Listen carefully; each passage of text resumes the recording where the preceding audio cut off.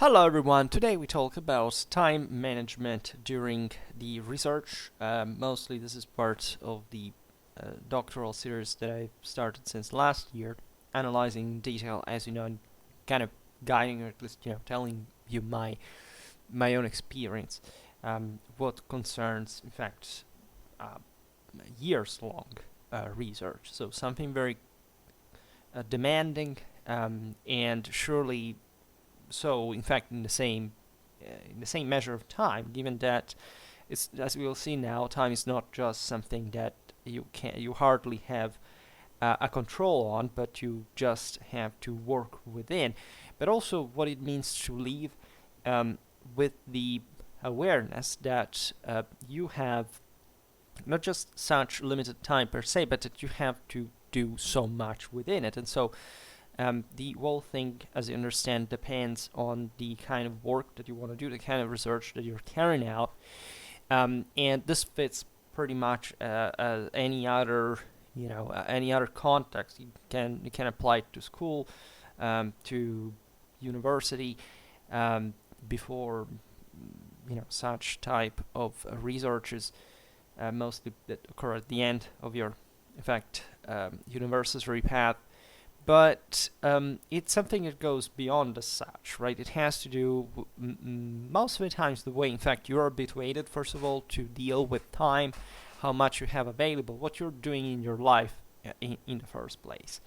So, as I said when I started this series, everything varies wildly, but base yourself on pretty standard, reliable dynamics that we'll be observing now. So, this topic naturally intertwines deeply with others that we have already discussed. So it's not the first time, in fact, we discussed time either. We've seen this in the video about the motivation. That really means a lot in the way you manage time. In part also the method that you have to follow. The last video I made was how to, in fact, manage or how to start a doctoral research.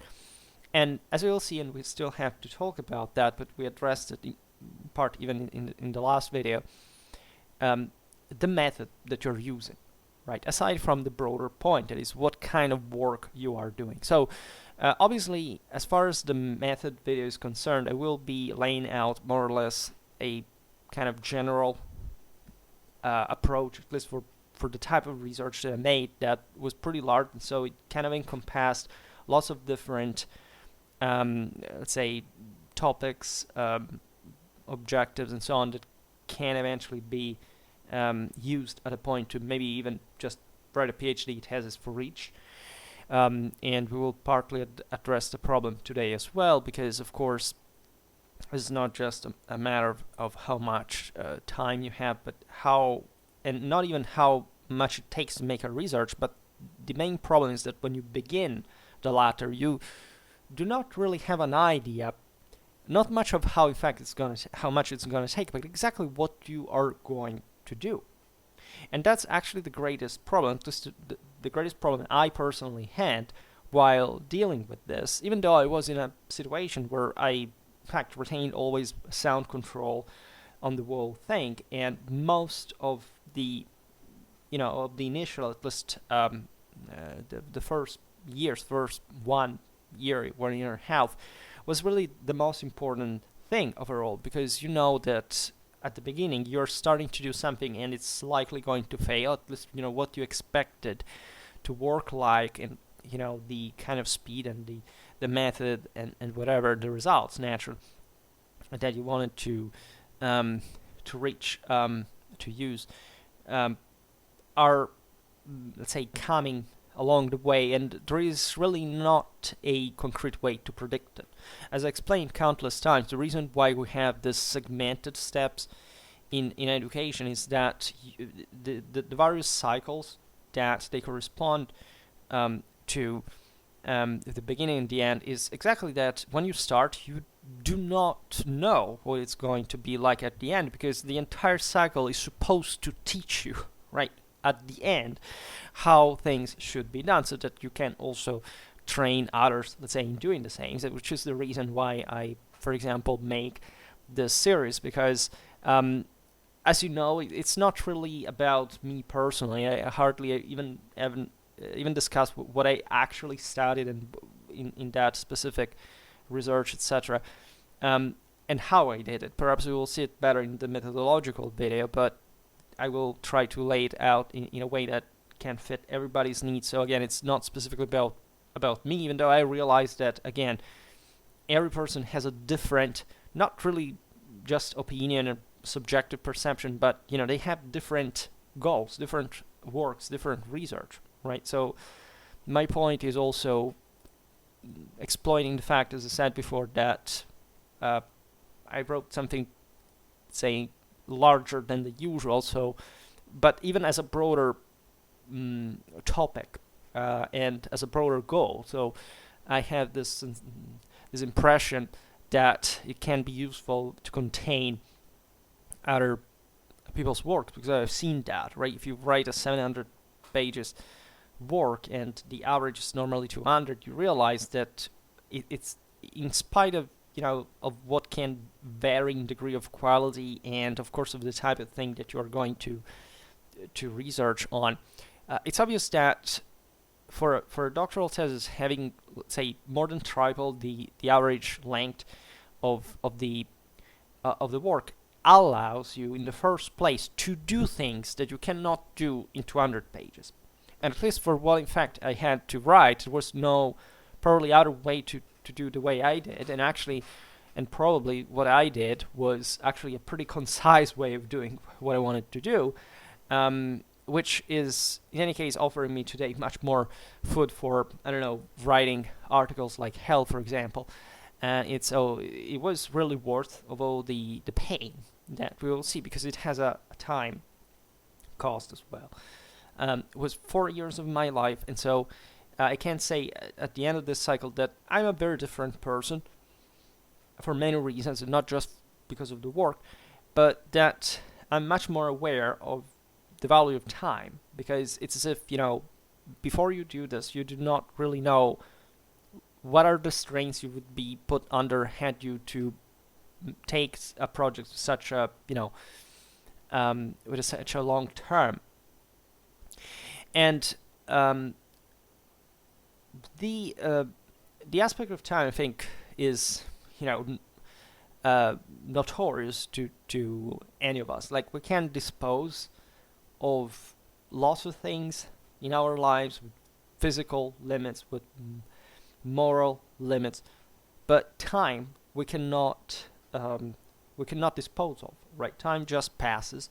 Things just happen. You cannot predict what is going to happen, even with a small degree of certainty the next few seconds. And as a consequence, you have to be pretty aware that not just you are given a certain amount of time, there is a deadline, but that what can happen within this time is pretty variable. This is perhaps the most important psychological aspect you have to start realizing, for a simple reason that I addressed also in the previous chapters. That is to say, when I started the research, I had in mind a very specific question that, however, in order to have been answered, would have meant to make an enormous work that I thought was not possible to do. And the reason why I thought it wasn't is because, first of all, I didn't know how many sources there were out there, and I thought there were many. But especially, I didn't know how to put them together. I mean, I knew I could pick several studies, several sources, and trying to combine them, but I had a very primitive idea of how to do it. And I also lost 1 year, speaking of time, not realizing that I had a specific book that solved most of that problem, because basically told me the entire history of the times and places that I was studying in detail, by laying out all the sources for the various single events that were laid out in modern analysis, by simply giving me all the sources regarding that event. And so while it was not copying, it was very easy, because at every event I had, first of all, the explanation, and then I could go checking the sources. And of course, this work didn't actually explain actually much of what I was doing, because it was just a general history, whereas I was making a very specific tactical analysis and a broader survey on the art of war.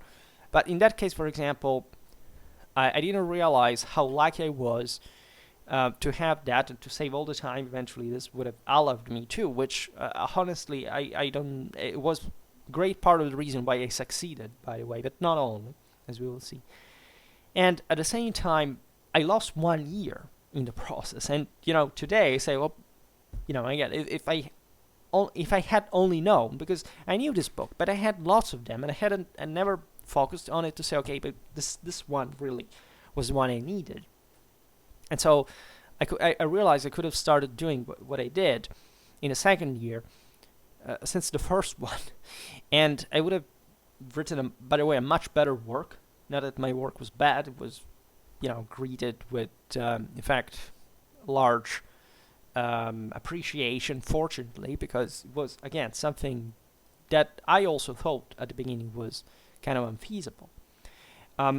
In this sense, I corrected myself because, first of all, my basic intuition about what ideally I should have been doing, and for historians, of course, having all the sources laid out is crucial, right? It makes you save the entire time in a sense, at least for the one that, as far as the research phase of the sources is concerned, and it's the base of the entire work eventually. And I dismissed it myself because at the beginning of the research I didn't know simply how to do the thing, and I said maybe it's too big of a work. And in fact, by expressing this doubt, that is never a good thing, even my professor said, well, yeah, maybe it's too much, try to focus on something smaller. And that was wrong, right? Because not only I had enough time for doing it, but I didn't know I had one. So naturally, this doesn't mean that you don't have to be cautious, or you don't have to start reasoning in terms of toying properly with time in the way you think it's going to be available and so on, because that is part of the game, right? Until you find difficulty, you can't really appreciate how to solve a problem and to step forward. So also for those who come from that path, so you have finished, concluded successfully how many years, like essentially 13 years of school, in fact 5 years of university. In my case, it took actually 6, because I lost 1 year. I lost even another one because I started to study, economics, and then I bailed out and so on. But even that, in perspective, may have been the indirect, albeit not a positive cause per se, but indirectly so, the reason I passed my selections, which I made a video on, and that I told you how lucky I was, and in a sense, again, also the way I managed to finish the work made me realize how lucky I was. And so never, especially for a military historical channel, I can't stress enough how important luck is, right? Because we want to be a bit deterministic, and we must absolutely reason in terms of of positive attitude of outcome. We must be very morally loaded, because that's eventually the real fuel that will push you forward. But we must never forget that the more ambitious our work is, and the more important in absolute terms luck is going to play, simply because a role in, because one can also make the argument that the more you work, in a sense, and the easier, in fact, it is to find some sort of cushions of something that stops, or absorbs, at least effectively, most of the unwanted hits along the way. But at the same time, there are, as I explained, there were major factors that made my work a success, and it could have been a failure easily. First and foremost, the aforementioned book, right? I don't know any book properly as a type of work of all the hundreds, if not thousands at this point, that I used specifically just for the topic I specialize in, that actually was the one I used, right? A type of work, the aforementioned one with all the sources, that is done practically only, was done only for my region, the one I studied, for the century that I studied. That is to say, if I had studied, say, the 13th century or the 15th century, I would have not had this at all, right? I may have found something else, but the type of work, specifically how it was done, also quite simply, but still tens of thousands of pages of actual day-to-day chronicle of the 14th century was absurd. And it is absurd, right? The guy who wrote it is not even a historian; he's an engineer, but still he was fixated since he was young with the 14th century, and he spent his life collecting books, even old ones. The older historiography was very interesting for me. For example, all the stories that were written, say, in the modern contemporary era before the most updated one, are incredibly important. Sometimes very underrated. So getting to know lots of things naturally requires lots of time, but that's normally also what you're given in this kind of research. Let's be honest, like most of what is given to you in school, at university, is more than enough than doing the thing, right? And most of the times the reason why you don't make it is that you're not motivated enough, not because everything is difficult. We should stop pretending that everybody has their own rhythm. It's bullshit, right? Humans can reach rhythms that are unthinkable to most of them, even at very low levels of commitment, right? So the idea that this guy is slower, this one is faster, it has to do mostly with the general weakness of the environment and the level of unjustified tolerance that we use towards those who fail by the standards that we are, in fact, sinking through, with a massive collapse in IQ that has been recorded unequivocally, scientifically, since mostly the 1970s in the West, and it is literally terrifying.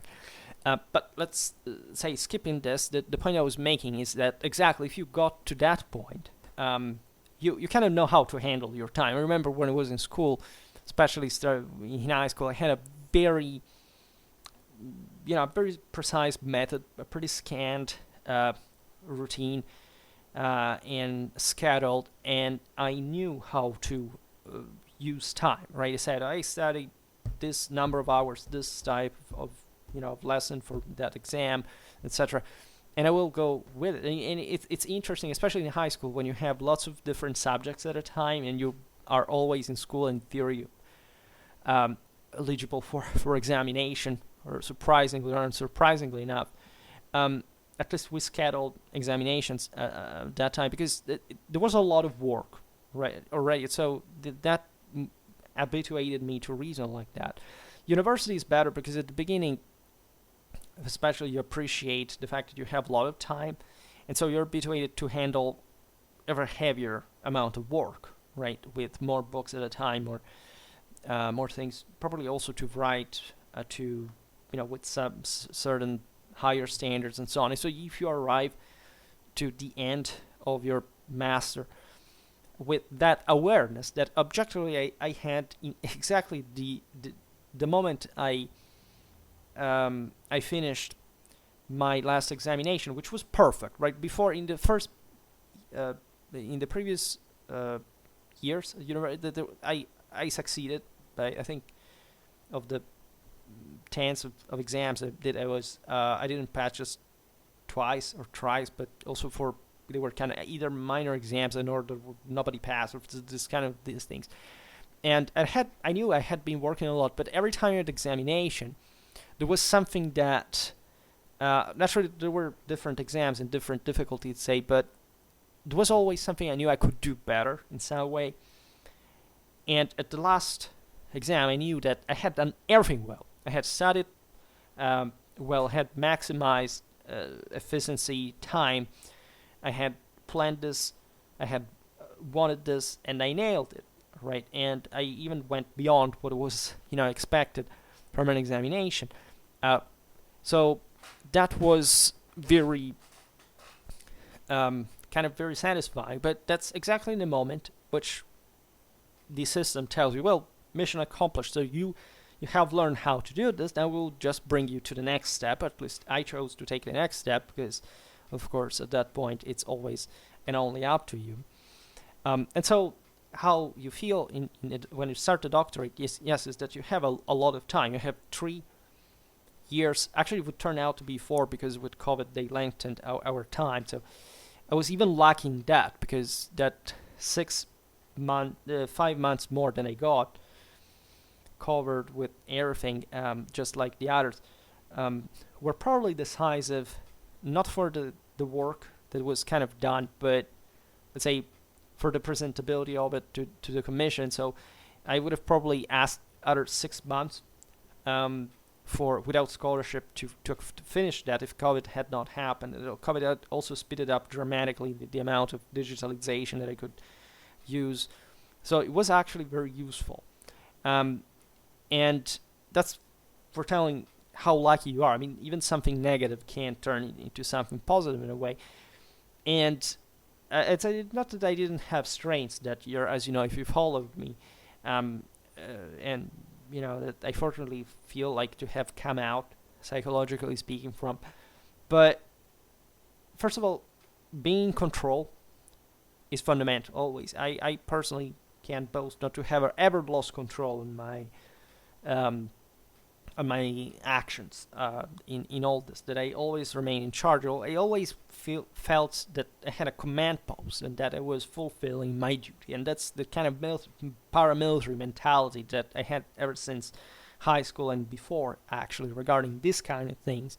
But these are also my mental obsessions, and we will skip them. But I literally thought while preparing an exam, I was preparing an army for campaign and for battle. All right, so it was actually that degree of kind of saying, do we literally manage everything here? Are we fully in charge, say, of the topic that we have to eventually be examined on? Are we really ready for this? Can we test ourselves and have an idea how it could be, right? Because you never know eventually how the examination is, right? So that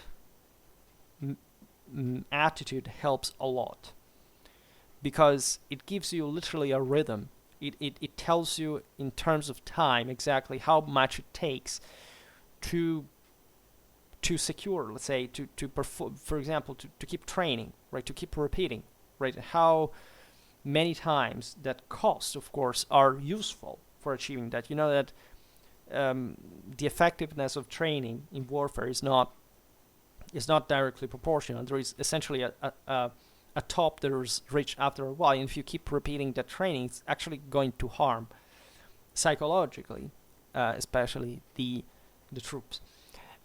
So everything has to reach that kind of you must feel that injection kicking in a sense. It's like when you get ready for the damn thing and you can feel it and you feel motivated, you feel you're going for it. Well, of course, when you get in the doctoral thing, you first of all say, and it's unavoidable to think like that because that's what you have been craving basically all your life. Like all your life, you were to respond of actually someone else's work because you were essentially told things. You didn't choose them yourself, and you had to be examined about. And you had, starting from school to university and having weeks or months, and you had that broader timeline, and you had to stick to it.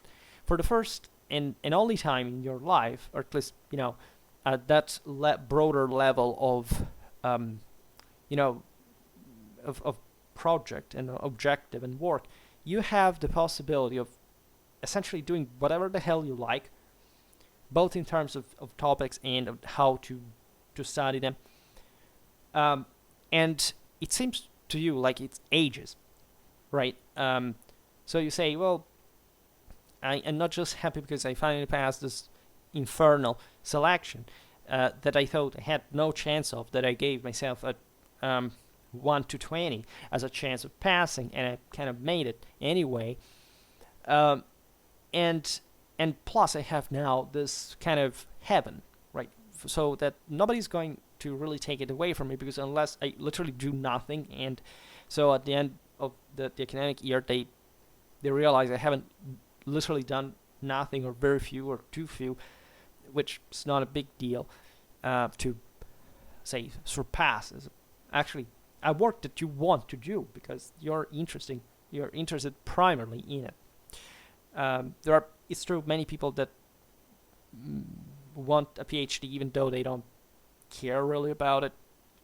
That's the reason why also some institutions to eliminate those doctoral courses without scholarship, because essentially the people who get into that, yes, kind of want the title, but they have a job, and so sometimes they prefer to get on with that as opposed than finishing the doctorate, and kind of instead stealing, in that sense, the place to somebody that maybe was less intelligent, less capable, less promising than them, but somehow needed that because they believed in the actual research. And I know the difference between these people because I met them at a point.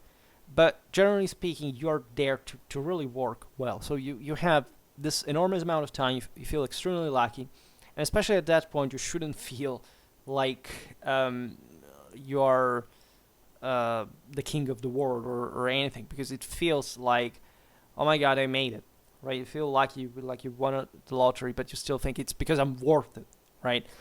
And so you have this complex of superiority and or guilty pleasure deriving from it. But I will make a video to temperate that regarding what definitely kicks in, especially during the second year, like that is the so-called imposter syndrome, as actually other problems such as depression that apparently hit doctoral students more than any other, seemingly. I had problems myself, but not connected to the doctor. I mean, they might have been connected to it in a broader sense, but they were mostly private and sentimental, and so it's what I was doing that was undermined, even though I was doing it well. And so it's not really the doctorate, but it was something else. But I'm not even sure I had actual depression, just had an adrenaline addiction, and I felt physically destroyed for like a good year or something. It was terrifying, telling you the truth. I don't wish it to anyone who doesn't deserve that for that reason. And maybe I did, I don't know. Considering all my traditional interest and the cause-effect connections, I maybe deserved it, and it was actually pretty useful, to tell it all, existentially speaking, and it gave me now an incredible boost instead. In any case, working is hard, right? Again, mostly from a psychological point of view. You have this massive boulder over your head, because even though you have plenty of that time, the more you go on, even in the early months, you start realizing, oh my god, already 2 months have passed. What did I actually do? And you start realizing that the more time passes without having done much, and that massive boulder that would take those 3 years to build, as a matter of fact, won't be ready, won't make itself, right? You have to work for creating it of scratch. So it's not just that you have to observe something, you have to write something that makes sense, that is worth the money they paid you, and especially, in fact, the time you've been given. And generally speaking, the trust, the expectation, I mean, whatever you are there for, because it is objectively an important thing. At least it is the most important thing that we think the academy does. And so, in theory, a doctor should be, the cream of, the intelligence and all these things. Very often, it's not quite the case.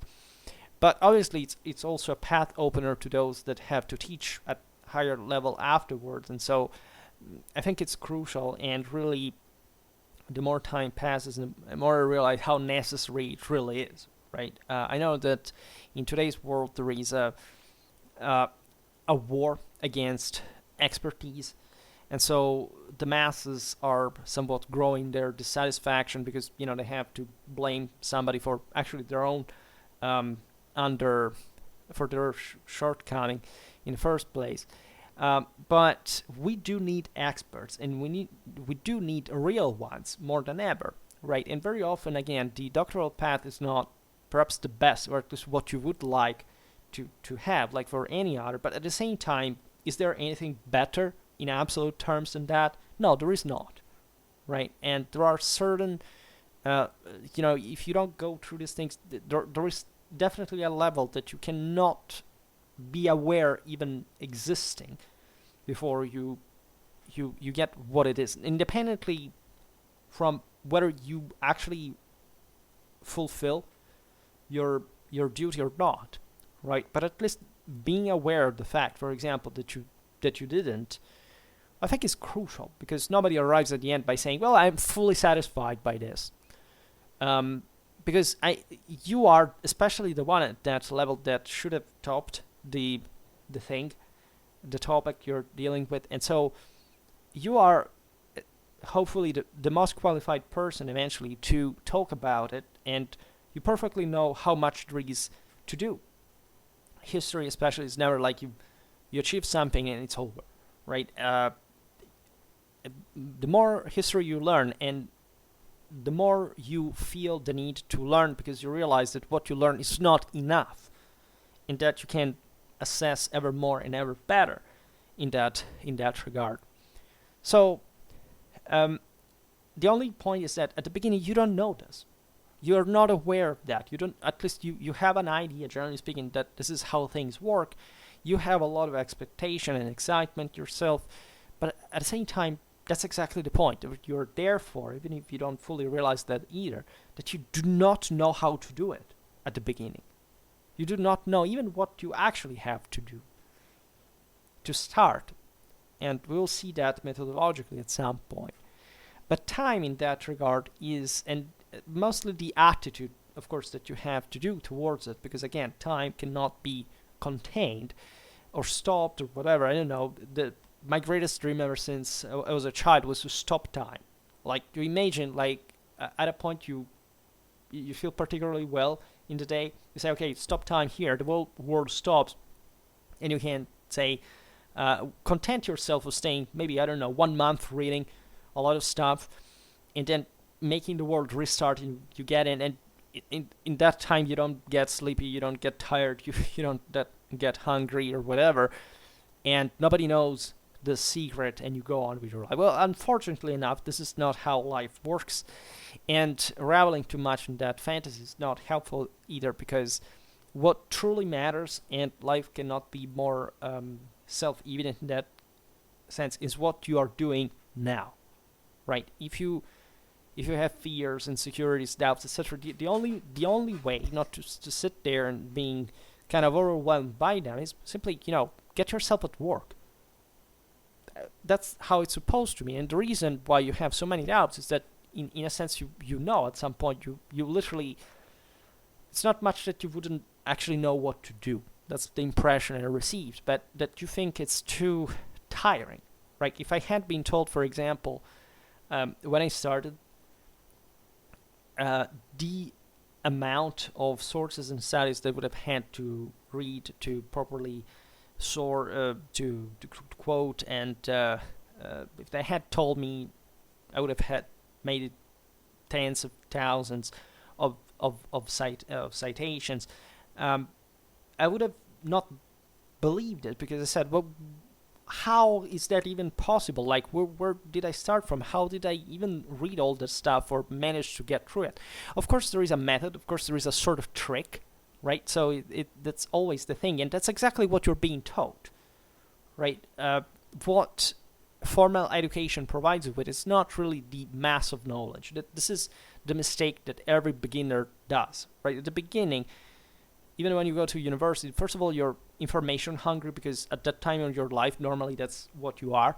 in your early 20s, you're like still like very receptive and so on. So you do need to learn a lot. And that's also why we send children to school and so on. But what actually all those paths are meant to be is to provide you with a structure that eventually you will have to fill yourself with actual substance. Because a bit of that you will get along the way. The structure is built with something, but at the same time, especially with history, university obviously gives you only a skeleton. Then all the pulp must be put together by yourself in ways that are completely autonomous, if not properly independent, and that have basically nothing to do with, in fact, with the same formal education. And that's why I think in practice, especially for historians, this is the funniest thing. And instead, that most people don't even care about because they get a degree in history just because they need to, a title to work somewhere. It's not that they care about history, what it is. History, like if you truly are into it, like it never stops. And while you do get that perhaps most people cannot literally afford to live like that, at the same time, it's the only way you can have a real historian, I presume. I'm just trying to be that. But obviously, I'm also honest about the work that I witnessed be necessary. They're considering that I don't even consider myself as the best, right? Because I know that there are other colleagues, etc., that apparently, at least in formal terms, are evidently better than me. Right? Maybe they don't know lots of other things. Maybe they have built their formal working in an academy that, for example, doesn't teach military history. I had to teach it myself because they study other things. But at least you also know pretty well that there is always someone better than you. There is always someone worse than you. So again, you are the only one that can push forward, and it doesn't really take even a comparison with the others. Only to be aware of that. I think confrontation, dialogue, all these things are very important because, especially for history, because if you don't challenge your own thoughts, you can never make that kind of step forward. And let's say the more you know, and the more powerful that interaction really becomes, even if you observe it passively, right? You may look at other people discussing or, reading, in fact, different things that address these problems, but this is also another topic. But time, again, is crucial in all this because it's the only, perhaps it's the most honest judge because there's no appeal to it. You see, even history is actually written by other people, so the best thing you can do is to write things yourself, but you understand there is something beyond it that is the truth that we cannot reach by any satisfactory degree, but that also lays behind most of the things that we have built civilization, and so also history really does that. And there is a sense of you truly understand the meaning of the Holy Ghost when you understand how important the communitary value really is, right? If there hadn't been all these historians, as we've seen, that magic book I was talking about to you before, all the historiography, all the, frankly, the things you read and say, oh my God, this I like this person, right? What he or she wrote and how much I learned from it is terrific, and you kind of start appreciating the difference, of course, of different in scholarship, of different thoughts, of different attitudes to history, because we all also make history in a different way. We all interpret history with different patterns, and there isn't such a thing like, a standardized version of that, but very differently from how, in fact, the mass mostly weaponizes this in a relativistic fashion. This absolutely nothing to do with the fact that there is an absolute truth behind that, and that, of course, every opinion is, of course, either better or worse than another, and that's a factual truth. It's not something you can deny. The point is how to demonstrate that is another thing, but history in the magnitude of complexity and uncertainty that, however tends to highlight in that regard the actual truth, teaches you in a dramatic way, and time is somehow that kind of that falls on your dream to live forever and learning forever, and thus of it has to make you say, okay, this is enough. Like if like the doctoral work say 3 years, in 3 years, despite of all, I must have provided something that works, right? And there is a conventionality, as you understand, which corresponds also to an approximation in history, for which every historian cannot, even think about the causal consequential connection.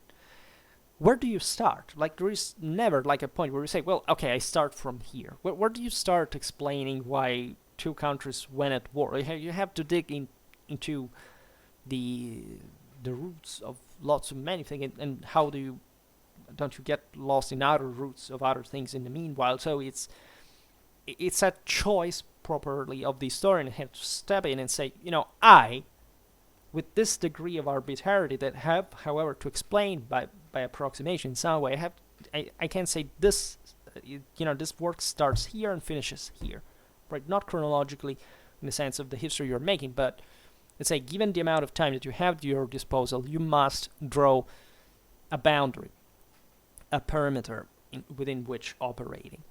And so, as I said before, the main problem at the beginning is that you do not even know what you're doing in the first place. You have to discover. I think what, in a sense, misleads people when they start their research is that, the anxiety in discovering something new, right?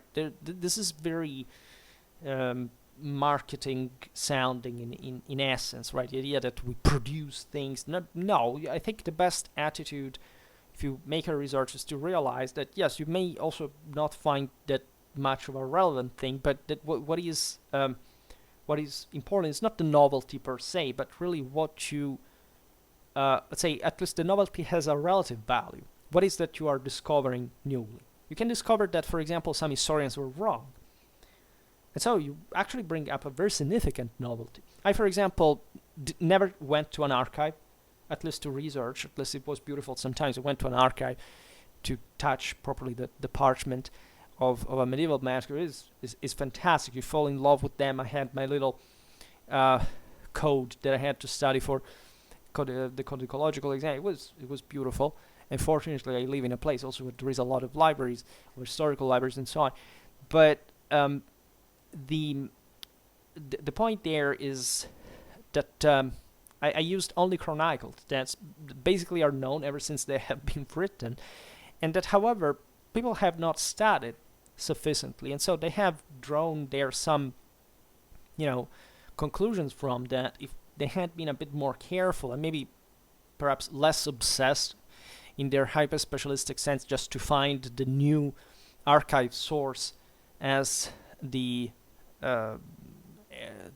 all problems solver that is not by any degree, especially ever since you have such a prolific historiographical tradition already developed at the time, it really doesn't work the way it should. So the novelty is entirely relative to what you actually research and discover. So the years of your research shouldn't be spent trying to run after something that somebody else's wants, but rather what you are interested in, because the reason why at the end of the day somebody invested in you, or at least you are investing in yourself, because you're literally spending those years of your life in that way for that reason, is exactly the intuition that you have, and therefore the curiosity and that unique vision that you can have about the thing, for whatever your background is, that nobody else can really use. Sometimes you will have difficulty even in being understood, because nobody reasons like you do, and you also, by the way, another thing you learn during this research is also explaining yourself, because very often we're filled with very interesting intuitions and ideas, but we may not know how to develop them exactly. In fact, what the doctorate is about, but also we are not used to express them, and so we're not taken seriously as much as we should, right? So perhaps the greatest lesson that I learned from this experience was deriving from my relation with my tutor, who always gave me, frankly, even an undeserved trust. Like, she told me, like, do whatever you want. And at the point even of risking, like during the first year of not really doing much, or at least I always worked, but I realized I had to acknowledge that the work I had done wasn't useful. Like, what I did in the first year helped me, like, maybe to write 1/5 of the final work. And in a sense, I worked perhaps more, let's say better in general, and more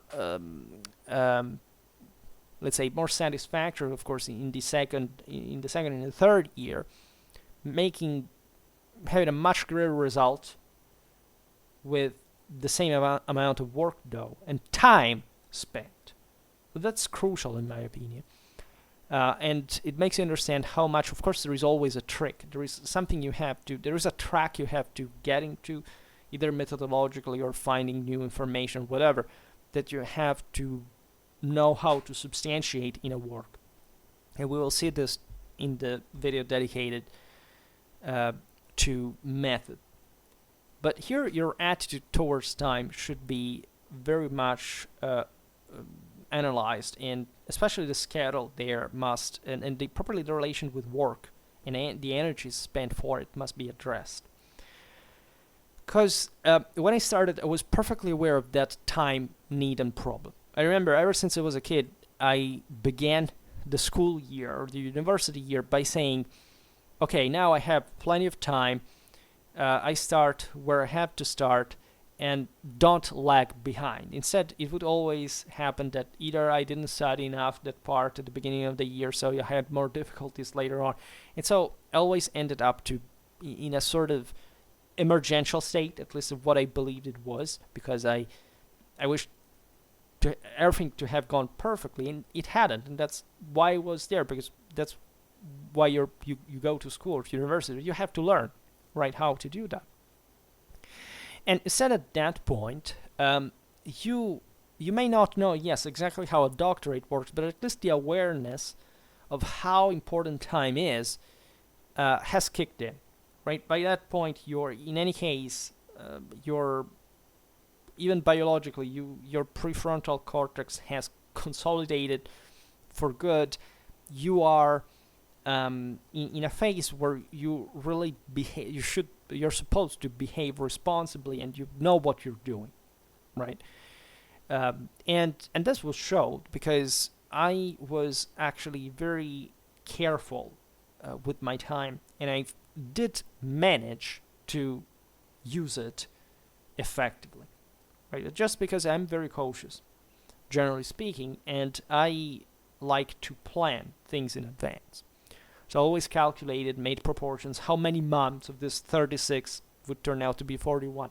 I would make it, right? And so calculating, okay, I will use these months for this, or for that. You made some estimates and so on.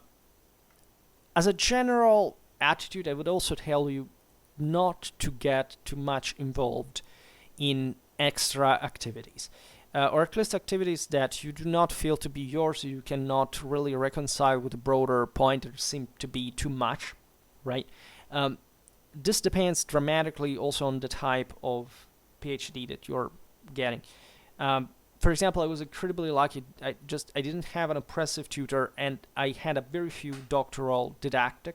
That is to say, aside from a couple of conferences and some other meetings, I didn't have to talk much. I didn't have to work much for something that was not really my work, right? And especially I felt penalized compared to other students because I had a greater amount of work, and so in the didactic activities that were actually inserted among the other reasons, because the department freaked out every time somebody seemed not to make it in the doctorate, actually penalize, in fact, those who work the most. Rather, so as a fact checker of those who work the most, it's actually they put more strain on those who are more productive, in a sense, and because they're hopefully also more ambitious.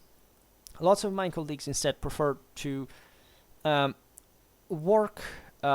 Say, first of all, we have different lifestyles, in a sense, different characters, different personalities. But many of my colleagues, say, wrote 3, 4. They attended, I don't know, several conferences, and wrote articles during the time of the PhD. That you can do. And I did it myself once. And after it, I said, I don't want to do this anymore. Like, I finished the whole year, and then I start doing that, because I realized that it was a massive loss of time. The topic was actually part of the same thing that I was writing, and it was actually very useful in a broader sense, but it still didn't help my method specifically. At least I tested the lame one I was doing in the first year, and I was really pushed by my tutor to do it, let's say, in a good sense, because I just told her she was not that pushy at all, but she was one of those people that says every occasion to mingle, to talk with other scholars, etc. It's a great opportunity. It may have been, but at the same time, I thought it was a massive loss of time. Also, because when you write articles, it turns out, yes, you say, oh, I will write it in 3 months, but then you will have always to retouch it and so on. So it drains an enormous amount of time. I think an important part of the time I lost was due to this as well. And again, 36 months on paper, wasting 3 or more for an article that you're not even going to integrate in the thesis, I think it's pretty much stupid, and you shouldn't do it, right? And as one of another doctor that was talking to us at the time said, what is this thing with all this call for papers? Or when you started the doctorate, you should just be left alone. You should just, enter with your mind and soul in the sources, and to take your time to digest them, to get in synchrony with them, and to come up with questions and finding the answers yourself, and so also talking with other people, which in my case, at least, I'm pretty solitary, and I don't even care about much of an external help. I don't follow, as you know, by character, but I realized it was right. There is no way to waste time in that condition. Also because, and this any kind of student will tell you, at the end of those years, you're running, right? The last year is a marathon, and it doesn't matter how much you have done in the previous years, or at least you should have done, and that's why the thing is pretty universal in that sense. You have to accelerate brutally. That is to say, you have to concentrate dramatically and making a terrific amount of work. That also affects time, as we will see now. I know that modern, let's say, very often the doctoral courses entail a great deal of conferences, theses, or you have to produce a certain amount of stuff over a certain time because they fear you're not working. My thing didn't work like this at all, and I think it was the best thing ever. That's also how I could do the work I did. But I also know in the sense that my experience can vary dramatically, right? So given that this video is about time, we'll get a bit more thoroughly in now. I cannot assure you that we're talking about the same experience at that level. It's just I've seen how pressuring can be for those who are, again, do not know what to do in being blasted by other professors, because I know the new ones that arrive at the doctorate now, and how invasive and intrusive and somewhat manipulating too, I mean, in the sense of, wanting to take control, some professors can get. And that's the worst thing that can happen to you, right? Again, there are lots of people who are craving for working with the best professor, etc. It was not me. There was their colleague that instead was all about that in a sense, and or was always searching for that kind of confirmation. But I think it was also a bit of a waste of time. Like, work yourself. Like, you don't have to await for somebody else's confirmation. The more you work, and the better it's gonna go anyway. This is how you should see anything. Like, you should all, of course, realize that you have to learn a lot of things, but as it mostly happens, also in kind of human interaction, talking about something until you have the actual evidence in front of you is it's kind of useless, because the other person is not really entering the depths of your research just by talking about it, unless they are very expert on the topic and they know the sources themselves very well. But it's hardly the case, because again, a doctoral research is so unique, it's so different, and it's so big, especially that it poses always unique problems. And because it's as if it were an enormous system that, again, nobody has sorted out yet, not even you. So you can get an advice, but at the end of the day, you are at the rudder, right? And not the other people. So it's very wrong, especially this happens with people who have a weak character, and they tend to always follow what other people say, because they consider it a sort of security and sticking to the rules and the formalities and so on, because, that's how you have to do. They tend to even comfort their own fears to the point of saying, well, after all, I'm good hands. No, you should be in your own hands, right? And that there is a saying that goes like, if you don't help yourself, God will not help you. And that's absolutely true, I believe.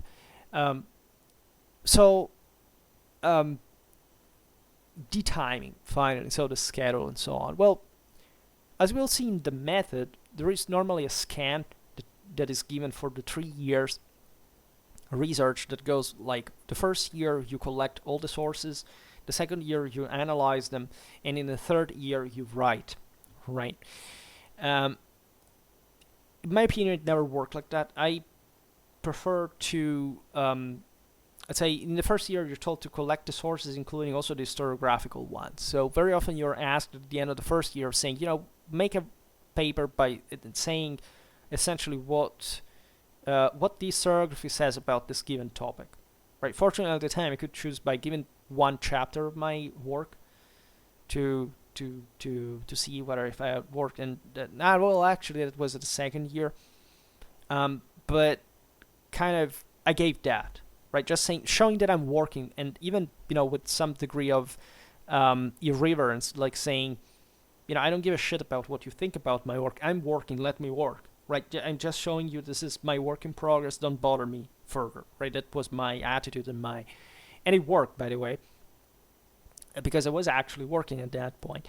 But personally, I must say that while this is correct, and it's probably the actual schedule you should follow, like nor the say you will be doing both, say all the three things at once throughout all the time, right? Because at least for me, it was like basing the work on the actual sources, not on the studies, and then filling the connections, supporting myself with the studies to confirm my idea. Because at the end of the day, I have a great faith in the sources, whichever they are, and properly in their capability of revealing you something, even when they're lying, right? And so what I wanted to achieve was showing a huge middle finger to scholarship, because it turned out that they had gotten the entire thing wrong, and that I was the only person that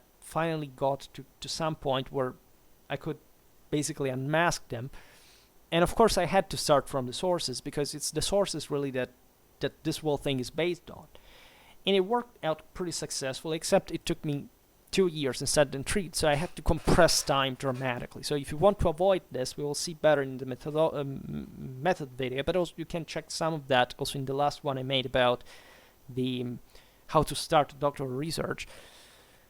So in the in the previous one we'll get in, previous the one I will be making about method, we'll get in medias res, but there is already some content about, especially the beginning, if you are in a hurry, you want to know. So the first year, the first thing you can do, I think, is starting being acquainted with the historiography. Yes, it's fair. You should immediately understand, however, what this historiography is based itself on, right? So at that point, also because you had to write the PhD project and everything, you should have already provided yourself with a proper bibliography, at least about the most relevant studies written on that given topic. In other words, you should have already pinpointed what are the works from which you could get most of the information from about this work, and so also again knowing what the what sources they are using. At the same time, very rarely, at least for the type of work that I illustrated, you find a work that lists actually all the sources. Very often, especially about medieval warfare that I worked with, what you see is a very, again, cherry-picking kind of method for which, okay, again, let's talk about the aforementioned archive source. Oh, I found, I don't know, an Indian tour contract. Let's make our whole life about this. Well, that's not really how you have a comprehensive view of the whole, right? And very often you will not have. So my suggestion is, first of all, you start collecting also everything you can find on properly all the battles, all the campaigns, everything literally about the military aspect of the story that has been studied so far, and also the historiography of it. That is to say, at the root, what are all the chronicles, the stories, etc., that have been written about that given time and place that you are studying. This may be weird, but it's really not, because actually the latter are more important. As we'll see in the methodological video, I, for example, collected an enormity of, I was saying it before, of works that were, because I was working on 14th century sources, and starting even from the 14th century at some time, and all the later ones up to now, there were lots of histories written on the base of those sources. So in a way, not that these are normally adding to, say, the studies are normally adding too much on what the source is saying. The point is, what you need is how these studies have worked with that source and others at the same time. Because of course there's not just one source talking about a single polity, so these studies, especially with humanism, with the Renaissance, and with the stories of the modern contemporary era, have expanded dramatically on the broader, like, the source says this and this other says that, and so making a criticism and analysis is essentially telling the history to you. So this can take an awful lot of time. I don't even know how many studies and works studies and sources I used. I think they approached 1,000 or something, at least. They have also increased over time because I've kept working on the thesis even after I finished. And they're really a lot, right? So most of these you're not really using or even properly reading in their entirety, which is not a good thing, telling the truth. It would be the best if you could read every single source and study in their entirety. But it would take forever. It would take the entire doctorate just to do that. And I'm not kidding, especially considering the amount of stuff that is published today compared to, say, the previous generations. You have really many more things to read, and it is true, however, most of them are, at least most of their volume is useless for what you have to do. At the same time, it can give you an idea of what the whole thing really is. So since I didn't do this, at least in the first year, where I just picked single chronicles and began to read them without any much of a background, except the strictly military studies that I could hopefully couple with them. I don't know how much time, how would it feel to do it. I think 1 year, however, would be enough. Like, if you could put yourself you could trust yourself to say, okay, I managed to collect all these sources in 1 year, so that I go out almost every day, and or I I just rely on this enormous amount of works. Let's say I can eventually use this in the following years. The point, as I was saying before, though, is that first of all, you cannot read them all, and you cannot understand what is written in all of them. Like, you can read them like a broader reading, but you will forget eventually in a year span or multi-year span what is written in that single book or that other. So we will say, oh my god, I've read this thing about this battle also somewhere. What that book, which one was it? So in theory, you should start writing things down, right? But it can be very messy, because at the beginning you don't have even a proper bibliographical method, quoting method. It can be really a mess. So starting from, we will see this in the methodological video better, but starting from the realization that at least for every year you have to start looking at the primary sources and making a sort of synopsis, for which, if there is a battle, you can reconstruct from, say, if you're studying 30, 50, 100 sources. Well, you can't look, given that these are mostly chronicles, at that year and say, okay, well, this source is this is that, and so on, and so I can kind of try to reconstruct the whole work. And that's why I was telling you that I was lucky that somebody else did it for me already, and that I had just look at the sources, and of course expanding dramatically, but at least, again, that's where the function of historiography comes handy, because if historiography had the purpose of telling you concisely, at least, what the history of that word really was, and giving you some source about it, you're much more advantaged. But it can be a total nightmare. So I'm not even telling you that just do precisely this, because again, to me it went in a completely different way. But speaking of time, the first realization would be, of course, not to lose any, right? That's what you have to enter properly in the mindset of. Starting from the first days, right? Even previously to even when officially the doctorate started. I remember I started officially on November 1st, and already in October, when I knew I had passed, I began to read, saying, okay, I don't even have 36 months, I have 37 now. Actually, I went on vacations, even in some of the places that I was to study, and so on. But I still began to read, and I still began to realize what more or less some informations about, in that case, about formations, tactics, all these kind of things could be from those works. Time should be well spent. So you shouldn't just think, again, that you're sitting at a desk for 2, 4, 6, 8 hours a day, but you should be aware of the fact that, first of all, there is a certain strain put to you, so you cannot be ideal also about how much you can do. But more importantly, again, that there is a method that you have to follow, and that's what we have to see that video. But time, how to handle time, and how to handle work.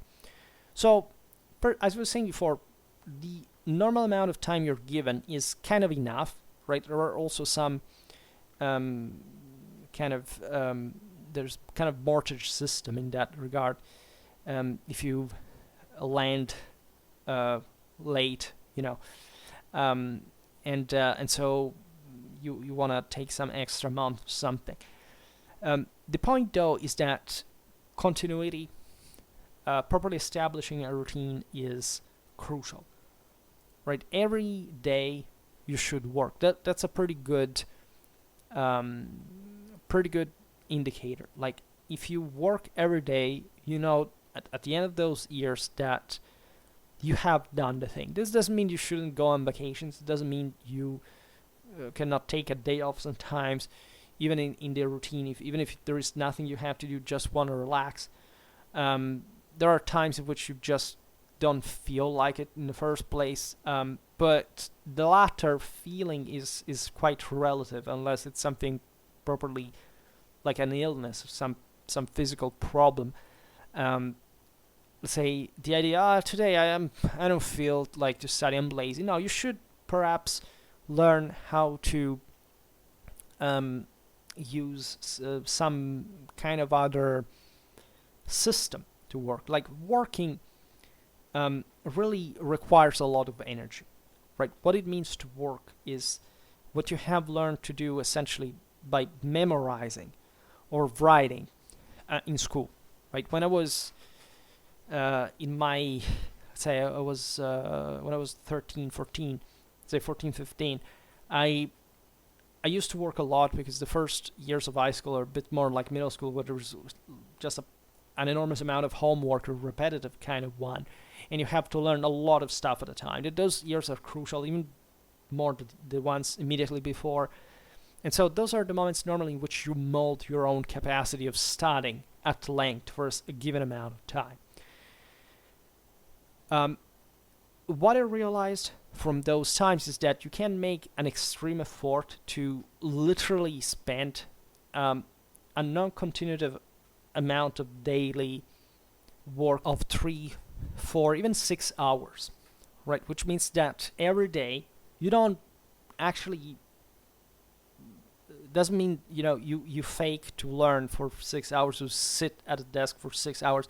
What I mean is that you're actually making a continuous effort for 3, 4 hours, not in a row. Again, this continuously. You can stay there for 3, 4 times the same amount, right? I remember sometimes I woke up in the day, I went to sleep in the evening, I studied all the way through, right? All the freaking way through. And that was pretty, that teaches you how to learn, first of all. It habituates you to do, but you realize there is also an enormous strain, right? You shouldn't be doing that literally every single day. That mostly comes when you have a lot of work and you realize, oh my god, I have all this stuff to do for, say, the professors overloaded us with that kind of homework. At that age, you should be able to strain yourself to test your limits in that way, but you obviously know that it's not going to happen all the time. But when you start being 16, 17, you probably reach some sort of optimum, which means that you study actually only something like 2 hours a day. But you really study well. That is to say, if you're really good at it, you can basically stay there just 3, 4 hours, which means in 2 hours you really give everything you have in a row, with maybe a little stop every 15 minutes, just like to drink, to eat something, and then you go back, or you not all the time, because otherwise you become like an elephant. I mean, in terms of eating, I was talking about also kind of, you say, okay, for 5 minutes now I stop, I walk around the room, I speak my mind, I clear it a little, and I still maybe are in my head within that kind of learning, but I'm kind of relaxing, I'm a bit more loose. And in that sense, you can maybe study 4 hours a day, and maybe another day you studied 0 hours. So it still makes 2 a day, every day. And that kind of work is what you should be habituated to. At least for me, work like this, I cannot work well for more than 2 hours a day. Which means, again, that unless we're talking about quite mechanic work that can be, I don't know, say, reading, I can read for a much longer time. Fixing a bibliography can is also mechanic work. It's kind of repetitive. It's not so, it's important. It's not. It is demanding, but you can do it also for a very long time. Just in the last couple of days, I think I worked for 6 hours in a row doing that.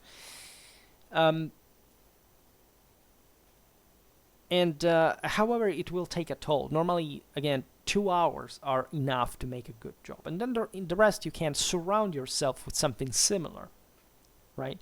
This is what I used to do. Like, at least I'm, whenever I'm awake, there is not a moment in which I really lay down, don't do anything. I always am up to something. For example, now I'm making videos, I'm writing articles, I have to attend conferences and so on.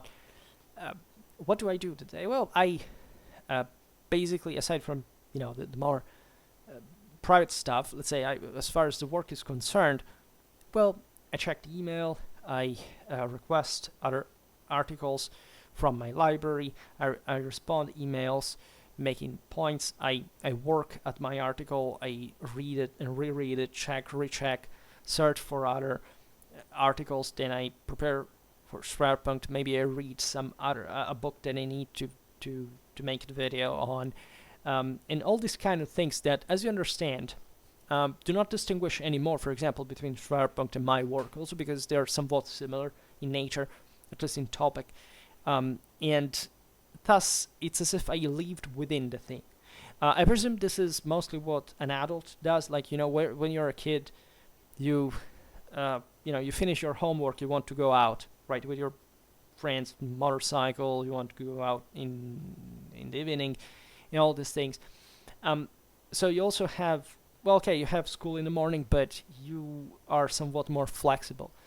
Nowadays, you can't be really that flexible, and especially having a routine helps dramatically to stabilize your work. So another thing, I'm not much of those healthy lifestyle freaks that I care very much about my lifestyle. I try to stay healthy, but say I don't. There are few essential things get down to. That is, first of all, good sleep. Like, you should take a good 8 hours in a row, or sleep, right? At least without significant, staying up in between. So feeling well rested, first of all, even at the cost of studying less, which is very important, because if you want to sleep for 8 hours, you have to kind of be in bed for 10, I guess. And that's kind of a good thing. Then you have to deal with lots of other things. This depends with your life. If you live alone, if you live with your parents, if you live with your spouse, whatever, you have different things to do accordingly. And so that's something you should have regulated yourself. So also having a stable life, in a sense, is crucial psychologically to work well. Like, if you pretend to make a work that somehow is for these years is somehow secondary compared to what you do in your life, this is not going to be a good work, right? Another very important thing about that is you can't just do that only. However, right, this is particularly important. Like in my case, for example, that during my PhD years, I also made videos here. This was part of my routine. It was also a way to speak, because normally when I work, I don't speak. I don't tell this to anyone. So I need eventually to let out all the stuff that I absorb somehow. And you would be surprised to know that people know me like a pretty silent person. I hardly ever speak, and I generally am very, let's say, just on my own. I'm not very expansive or anything. So this, say, finding an activity, like it be a sport, for example, that you're doing in parallel, is very important to vent also what all the kind of all the stress that you accumulate with your work. It shouldn't be stressful, but let's say, again, for example, as I made that tour de force with 6 hours in a row for 3 days, to correct it then by bibliography. Well, at the third day, I felt the fatigue. Like I said, I can't repeat this more than much, right? I have to vary, right? There are different things you have to do in your work for your organism to say, okay, I don't fixate on this. I don't become kind of, trapped claustrophobically thinking about this specific activity. And so you have to distract yourself. In my case, it's always history, because I love history anyway. It can be music, it can be movies, it can be playing, something. Can be the guitar, it could be video games, it can be whatever you want. You can also and should also talk to people, to affections, and also to have somebody to talk with in the first place. Like, if you have your girlfriend, will surely be bombarded with your work.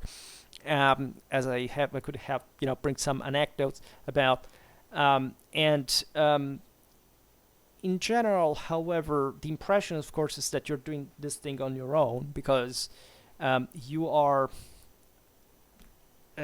somehow always, as I was saying before, the only person who truly knows what's going on, right? Even with, you can have anyone you tell everything every day you're doing, but they're not going to understand fully. Sometimes you talk about them, about your work for months, and then they make you a question afterwards that makes you realize they didn't understand shit about what you told them.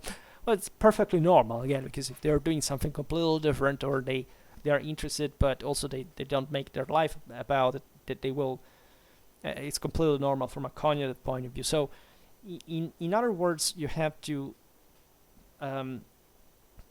realize that you are doing the thing, that there is, again, no center of gravity that falls out of yourself. And this is, again, incredibly useful, because you have always to understand you are the one making it, and that you're in charge about the whole thing. So in order to stabilize this routine, of course, you have to accept that your life must be kind of the same, right? I've met people who, and that that it has to be the same because you have to work every day at that thing. I've met people that, incidentally, I think made terrible theses. That one was a school teacher, I remember, and he told me that after the 6 months, because we met after the beginning with this kind of terrifying doctoral meetings that were, some of the most useless things you can imagine. He told me, well, how are you doing? What about research? I said, well, he told me, I, for now I haven't really done anything, because I just like to, because since he was doing the doctorate, he didn't have to go to work, and said, just waking up late or later than I did, for me is let me enjoy this, and then we'll start working. Well, that kind of ethos was, this guy was a communist, by the way, that just for saying those people that were allegedly, work, doing things on behalf of workers, how they actually, which regard they actually have job, the quantity and the quality of it. I had been working for 6 months straight every day, or at least, again, 1 day a week I may have not done it, but even that is not exactly useful, at least, especially as far as your sleeping habit are concerned. The most important thing seems to really go, I know it sounds boring, especially to, party animals and clubbers, but you should go to sleep every day at the same hour, right? Even when you are not working that same day, or the day after, for that matter. And I never found any problem in doing this, because I like the stability, and I don't need to do much, let's say, to change that. Which doesn't mean that you necessarily have some, particularly healthy or particularly conventional, let's say, lifestyle, right? Healthy is important, but you should make physical activity. You should extraneate yourself sometimes. Take a walk in the park, because again, you cannot stay your entire life then for those years just doing that, right, in the room with your work and whatever. You have, again, to realize that your work is functional, and is in fact in function of your life entirely, right? And it should be at the center of it. At least, your family is surely more at the center of it, but at the same time, you're doing something also because of for your family. And so that should be the first motivation, as a matter of fact, and not just some kind of individualistically selfish idea of what your career should be. Yeah, you should try to be a better person, so that you can be better for the people you love, and that will love you. But at the same time, the work means a lot in that direction, right? It can't be simply taken as a sidebar to your normal lifestyle, right? If you do that, it means you're definitely not going to concentrate on it, that you don't consider it important enough, and at the end of the day, you're just essentially putting it behind. If it is so, you don't understand how normally, again, a doctorate ends with you running, and not just because you have been postponing that, but because it works in the same way, even for those that really have it at the center of their life every day. This daily awareness is also to be a bit, modeled on, of course, the feed that your organism gives you about the whole thing. As I said before, if you make, like, you can't say, especially when you repeat this thing over and over again, you perfectly realize how much you have been working or not working. Like, if you do not feel tired when you go to sleep because of your work, it's because evidently you haven't done your best that day, your most in the first place, and thus it's not really good, right? At the same time, if you exceed with your work, you're simply going to work less in the following days. This often happens. This is, generally speaking, a very evident and notorious psychological mechanism that plays at every time. Like when you finish school, for example, when you finish university, or even if you finish a doctorate, you have been tense up to the last moment, and so you will relax. Your organism is capable of holding on for a very long time, but after that it has to stop for a while, right? So you will become, from a day to another, like a very diligent student worker, extremely lazy and tired and kind of sometimes even demotivated, which is something that evidently when you're pressured by the evidence of a deadline or something, and you know what it means, you're obviously capable of bypassing and say, okay, I will be at work for that.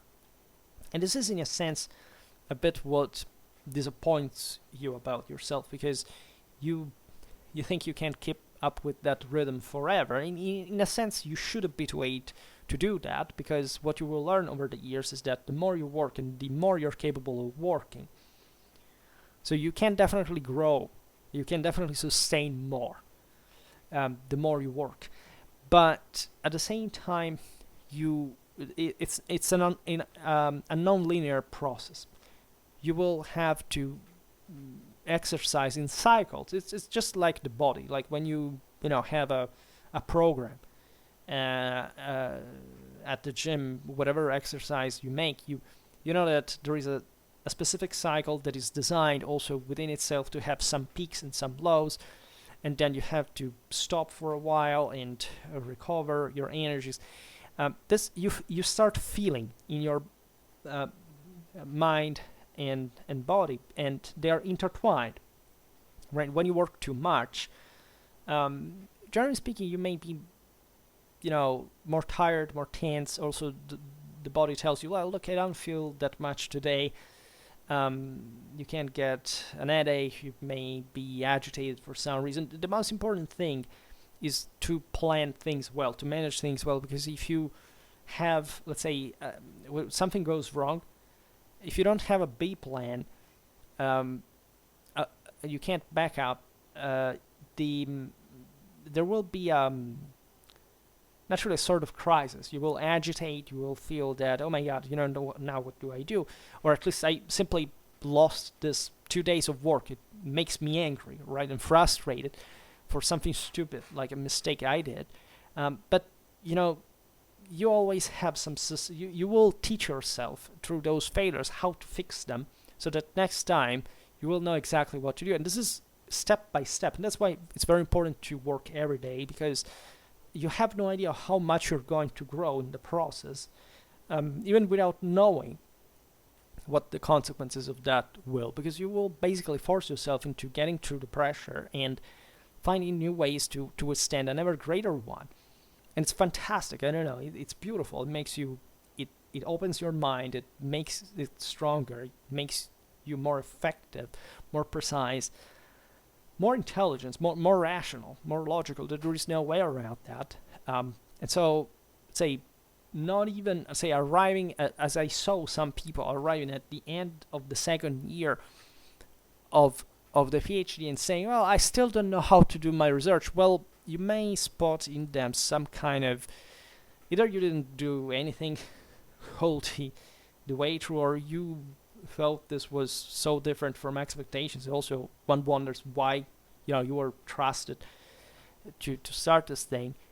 And I must say it's much more common than you think, right? Instead, I noticed that in spite of all my troubles that I always had, because you see, my troubles are the measure of my success. Like the fact that I like a routine is not just a choice. It's based on things that make that routine working, right? So that's why it's important to plan and to manage and to have these reserves, right? You know that in military history we often talk about reserves, how important it is to have these fresh new units to throw in, especially in the critical moment of the battle, that have an edge compared to the spent ones. You should have the same thing. And having a time reserve is crucial, because at the end of the day, it all gets down to it in a sense. To work in time. The work will simply come by itself, as we were saying, and we'll see it again better in the methodology video. But time, again, is always there. It's running out, independently from what you do, whether you work a lot or you don't work at all. And so what you're actually measuring, also in terms of your psychological and physical resources, is how much you can strain yourself in that amount of time. Because the ultimate objective is, yes, succeeding, achieving the result, being successful, but at the same time you want to do this in a way that doesn't necessarily strain you, because let's be honest, that's how the whole thing works. Work does strain you, and the way you work is you have a motivation to sustain that pressure, but at the same time you would like to have motivation doing the work but making it always smoother, right? So the best way normally this happens is that you dilute the work throughout the entire time, and that's why working every day is also fundamental, because it's like the tour of the world in 80 days. I love that book because it shows how difficult it was to get through the journey, but that unbeknownst of themselves they had actually earned one day, because they had essentially always traveled towards the east, so they had managed essentially to gain one day in time to make it at last. And it will seem to you the same exact thing when you will be finishing your thesis, because you say, oh my god, yeah, I will not have the time, but you will have, because you will squeeze your work in it, right? Not the time, right? Or enlarge or lengthen the time, because that doesn't change. Time is always there. Time is actually an illusion. It doesn't even exist. It's you have to do things until people have a measure of how long it will take, and you will have to do it within those boundaries. So if you are able to work every day that much, that is normally your optimum of mental strain, again 2 hours in a row, maybe even sitting there for 8 hours in a sense, but still making that work and diluting it in this sense also in the timeline. That's why you get to that point, because you are practically capable of saying, okay, even today that I have to work for 2 hours, I will not compress them in like between, I don't know, I have to go out, do another thing. No, it will have to be a moment to which I first of all clear my mind. I ask myself what I have to do. It's normally a composite thing. It's hardly ever a mono, again, unless you're fixing the citation system or something, which is also demanding, by the way, but it's normally a composite creative phase in which especially you are trying to analyze the sources and how they work and so on. So in that moment you will tend to be to enter gradually on in your work. In fact, normally what happens is that I think you are attracted to your own work in a way that you'll be sucked into it the more you work, right? For example, I have to fix now an article that I already written, and the general feeling is, okay, you have written it. You have written it in time. It's good. It's positive, and your referees are happy and everything.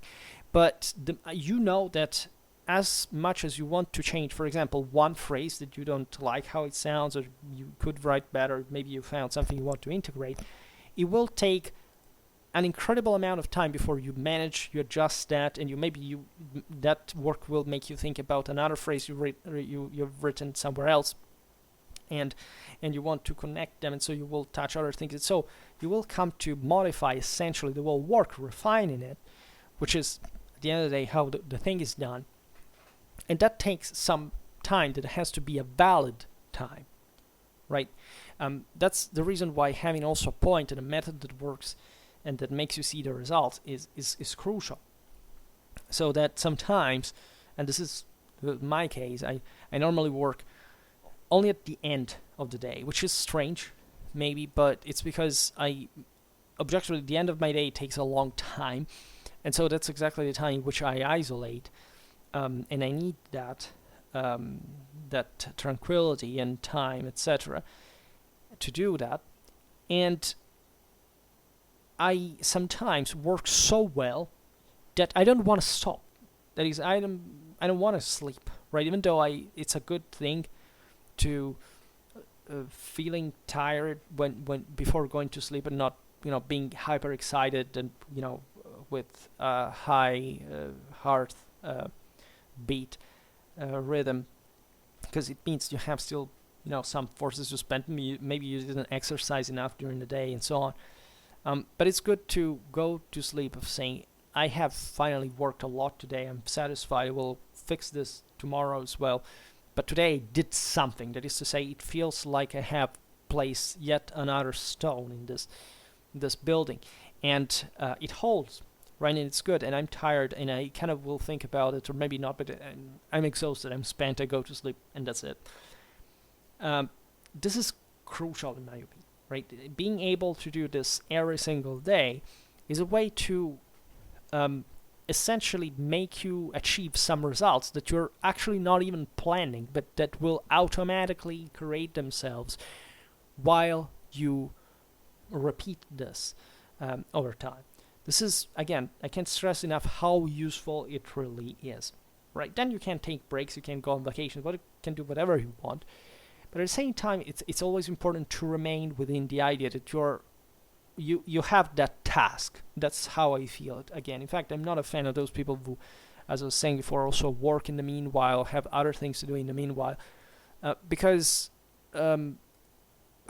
congratulations to those who can do it, but generally speaking, the attitude towards the work is going to be a bit more sacrificed, to say the least, right? For not saying that, again, you may often, as it often happens, not end the doctorate in time. Needless to say, at the beginning of the research, you're going to feel much less pressured. So you don't have to trick yourself. You don't have to say to yourself, well, now even if I lose a day, nothing really happens. Because deep inside, you want to be free one day. You want to do something else. It does become a nuisance to work, especially when you have a deadline. Because personally, I work much better when I don't have deadlines. That is to say, I work much more when I don't have deadlines than when there are deadlines. But at the same time, I do realize that, say, deadlines are also indicative. You always have some, so they're indicative. The amount of time you have to arrange yourself for, as we were saying before, distributing the amount of work throughout the entire time. Some universities, surely my own, used to, as a pretty standardized national thing, there is a certain amount of, say, credits given to, for example, this was, I don't remember whether it happened also in the doctorate, but let's say they tell you how many hours you should be studying, like for a given class or given exam. And usually if you follow that kind of time, you can have an idea of how much you have to work every day. And yes, it does get down to like 2 hours or more a day, but depending also on what it is, they mostly stay large so that people can take the thing more seriously, but also saying, making you feel you're a genius if you can't do it in less time, which is hardly the case for most people. And so that can be a good indicator. But generally speaking, having a strong will and saying, well, I know that I have to work every day and I will not give up, because I know that, listening to other things is like a bit doing so with the sirens, right? Want to attract you away, like, do this, do that, it's fun here, nobody's tracking you, you will work later. This is a bit like Pinocchio in the kind of in the Wonderland, where, don't work, don't do anything, and then you will always pay for that. This is, sadly enough, I would say, also a bit the dark side of the duty, right? There's nothing that you have to do that at a point you don't kind of grow tired of. It's just a comparison. Like, think about when you play video games. There are some video games you want to play for, I don't know, 20 days, then you say, I don't feel like that anymore. I will play another one for 20 days, and at least that had been working for me. And it's not because you stop liking that game. It's just because at that point you don't feel. I think you have spent it. You have spent yourself with it enough for wanting to pass to another rhythm, to another mechanism, to another type of entertainment. And also, work is entertaining, because when especially you find out something new and you feel, oh my god, I accomplished this, right? It feels like I have earned something. This is marketable, right? I am richer now. And there could be further, in fact, implications regarding properly the economic side of the story, in terms of what you're investing, right? I can't stress enough, for example, how the time that you're investing in your work is a massive investment for eventual revenue later on, right? Especially the doctoral experience is so gravid, let's say, of potential, and of what you can achieve, and what you can say that others didn't. That, yes, at the beginning you may not understand entirely, but your ambition could do for you. But when you actually achieve the result, you say, wow, I managed to get there where others hadn't so far, and nobody had kind of ever investigated this aspect, and I'm the only person who did it, and I can now write about it, and I'm the only one essentially to have my own work and to know how I achieved this, right? This is the feeling that you get at the end, like when you, for example, you discuss your thesis with the top expert of the situation. Like, your fear naturally is that this person will read your work, or will kind of steal it, or at least will base himself on it to draw your information. This is unavoidable, right? This does unfortunately happen. There are also people who actually steal your work, especially from people from other countries, maybe translate your work and they publish it in other ways. This may be it, but let's say that there's also an advantage of making a very big work that people can even read it, but they will never fully understand the whole thing behind it, right? Even if you quote everything like I do, and you're pretty clear about the method you used, you are the only one who actually carried out that research and that actually knows what's behind it, and the difficulties, and properly the sensitivity that you acquire, right? What you realize at the end is that all that time spent, for example, reading those sources, I objectively stayed for 3-4 years with my mind immersed in 14th century chronicles, and I can't say that I began to reason like them, of course, but let's say I acquired a specific sensitivity about them, that when even like an expert of maybe the same period talks about them, I think like this guy hasn't done the same work I've done, because doesn't see the thing the same way I do, because doesn't even address the things I saw, right? It's not that he has another opinion. It's that, the way he speaks, I would have never formulated that way, because I know this and that, and even if this guy maybe knows lots of other things, but definitely doesn't know the way I could, for example, write other articles about that topic, right? And not even having read my own work will have provided him with that kind of insight. This is power. This is wealth. In other words, you have everything in your mind, the way it took shape during those years, and I can assure you, it feels beautiful, because when you realize, especially that if you have concentrated on kind of a broader area, that you will not leave enough to spend all the things that you have learned, well, I think you're genuinely happy because you're keeping to work about things you have learned and that you can say to the world, and it will never end. And so you have a point, you have a meaning, you have a purpose. And it's the same reason why I make videos on Schwerpunkt at the end of the day, because you know what? I'm never going to end this. There's never going to be a moment here which I will say, you know, I have finished to say all I had to say. there was, all right, well, I can't talk about this anecdote, but I can assure that's not going to happen. Like, I've made how much? 1,500 videos here.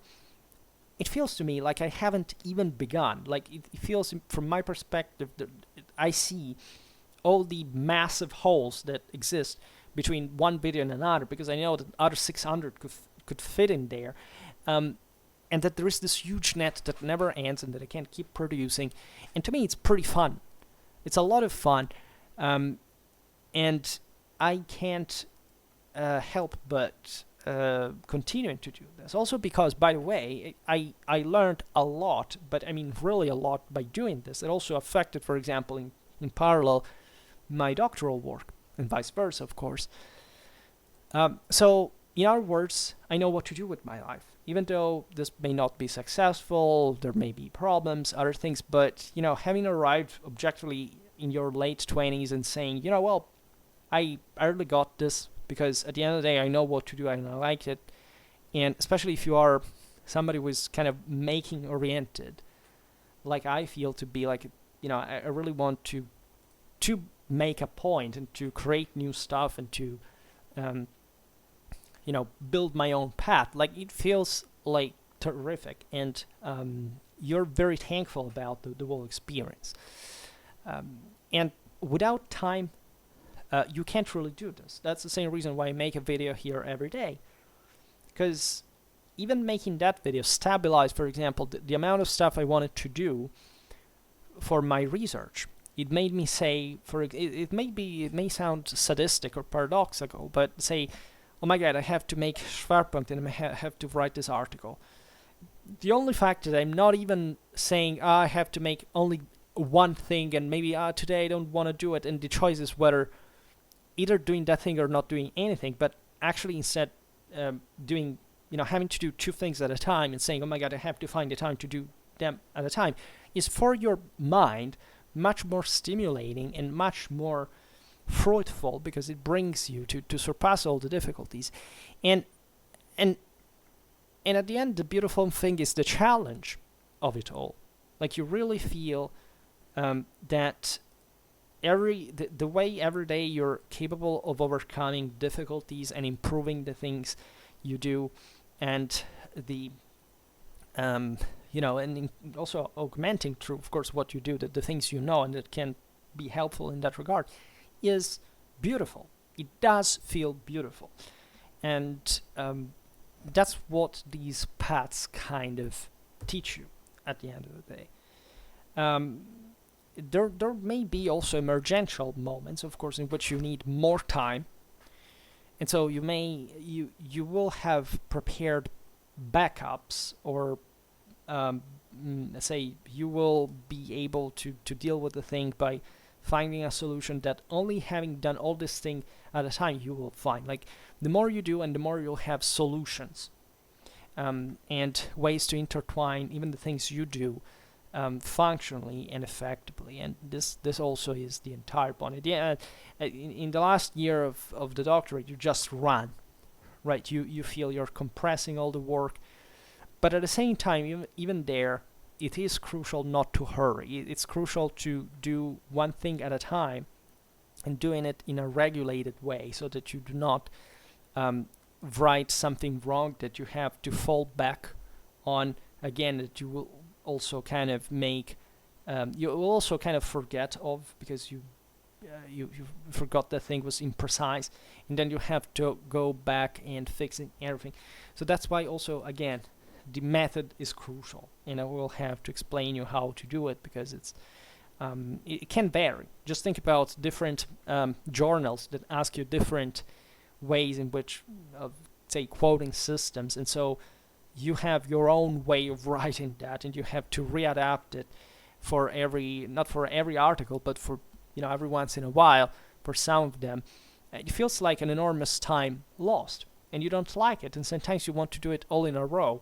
I think that kind of work, for example, requires a much greater in-depth thing. Like, it's a pain in the behind, but you want, exactly for that reason, getting over with it as quickly as possible. So also that's a very good motivating factor that can help you actually even working faster, as long as I just said, however, if you do it well enough.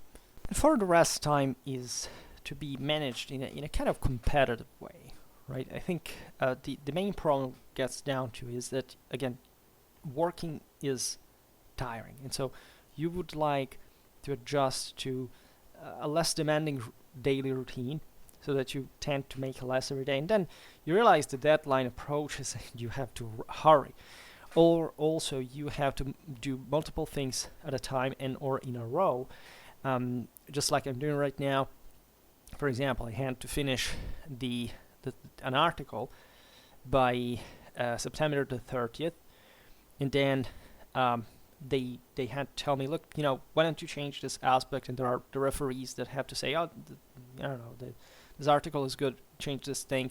So you have to, in the meanwhile, your work, like, you have to put hands on the article again. But at the same time, you also realize that there are some things you haven't had the time to fully explore, and so you re-elaborate on, and you write on, and so you have to recheck. And so it goes on and on. So we are at the beginning of November, but I still kind of have it. I have to give this for the end of November, and I wish I had used the entire October and the entire November, entire December, etc. for a conference I have to attend in January. That requires a bit of a less of sophisticated system for me to participate, because I will have to write the article mostly later after the conference, but I want to get there already prepared.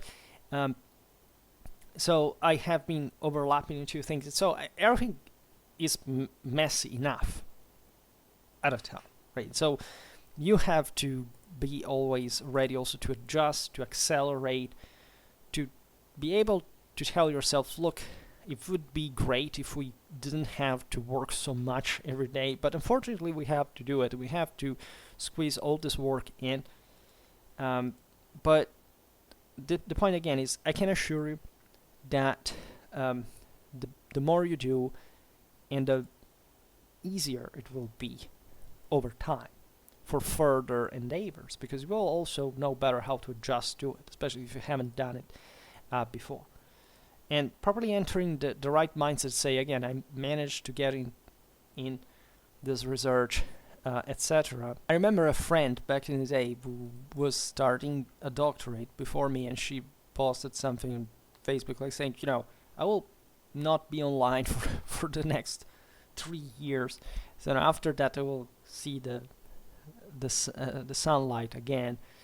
And she was also quite determined, and she was also substantially much older than the average PhD student. I mean, she was young, but she was like in her late 30s or 40s already, but she had a very good understanding of what properly having that chance meant, right? You really don't want to spoil that.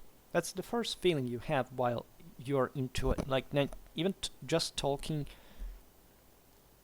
being outside of it now for me is kind of easier, more relaxed than the way I was when I was in.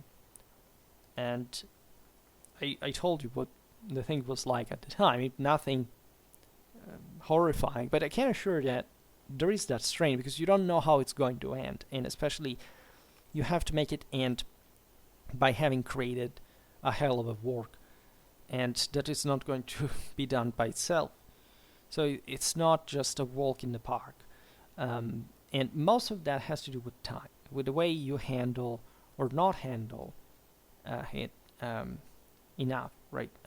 For in relation to your work, there may be some broader difficulty that one may feel, like the idea of time passing does bring that kind of anxiety. It's if you want a kind of an existential one,